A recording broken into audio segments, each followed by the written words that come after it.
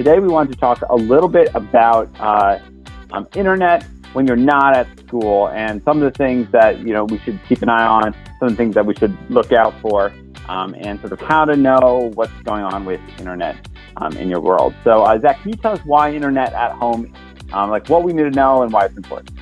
Yeah, so when you're at home, obviously you're not on potentially a super fast network like you are at school. And so you really got to pay attention to who's on the network at home, what devices are connected, what everyone in the household's doing, because you got to pay attention to the bandwidth, and that's basically the amount of internet that you have coming into your house.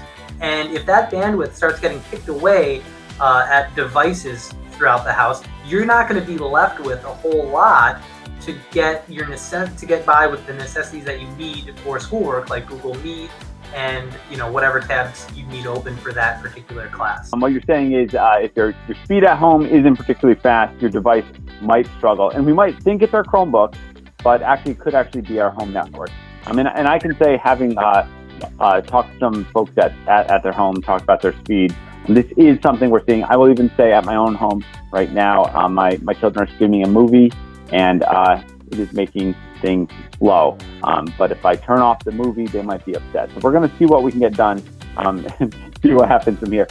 So first thing, Zach, how would we know what our speed is at home? So there's a really handy tool. It is called Speed Test, and I'm sure a lot of you are familiar with running a speed test. All you need to do is open up Google like I did here and type in speed test. And the very first thing you'll see is this option to run a speed test. So if I go ahead and I click that, it's going to show me, wow, look at that. And this number that you're seeing is not going to be ideal in a home situation. It's just that we're at school now, so obviously we have great internet because we need good bandwidth to support everyone here. But this will be a good indicator to see what kind of download and upload speeds you're getting at home. Hey, I have an idea. I'm in a home environment. Could I run my speed test also right now? That would be a great idea. All right, so I'm going to open a new tab and I'm going to share mine, and let's see what happens. Running our speed test. So at school, we had like 400 megabits a second. Up in the hills of Danby, I have about 5 megabits a second, which is not that fast. And my upload speed, which is how fast the video back to you all, is coming in below 2 megabits a second. Zach, is that a good internet speed to have to do lots of digital learning? No. So essentially, as actually everyone's going to see in this video, while your speed test was running the upload, you kind of cut out there. And that's because your upload speed has a lot to do with the video quality that you project. Making it personal. On other people. Just a little bit. Why does it got to be personal? Yeah, but it's really, it was a really good visual so everyone can see, because in your situation, like most people at home in this area, geographically, you're really going to need to keep an eye on the devices that are using the internet at home. Because if somebody is watching Netflix, like you just explained, and you're running a Google Meet, it doesn't leave enough bandwidth for you to get everything done that's necessary. Right, so I'm going to share my screen again, another tab, but this is sort of a quick version of what sort of internet speed you should expect or you need to do different tasks. A lot of these video calling services, Google Hangout, Meet, Zoom, they have some minimum speed, and if you're anywhere near those minimums, or even just on that lower range, you're going to struggle there as well.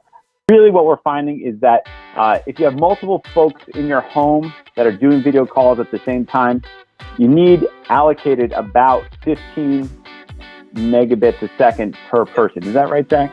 Yeah, that's exactly right. I would say 15 would give you enough room to be able to get what you need done and have a decent video connection so that everyone can see you and that you can see everybody else. And your upload speed is going to be important too. Like, let's say you have decent speed, but you're still having problems. There can be other things in your home network going on. One of the things we mentioned was if you have multiple people sort of active. But it's not just Chromebooks. Are there other devices in our household that could be hogging bandwidth? Oh yeah, for sure. I mean, nowadays there's what's called the Internet of Things, and everything from TVs to dishwashers to washing machines can literally have internet connections.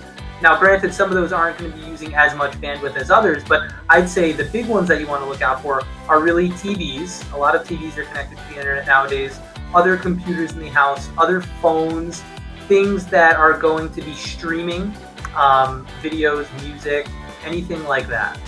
Last thing I want to go over is, let's say you're on a Google Meet, you don't have a great video connection.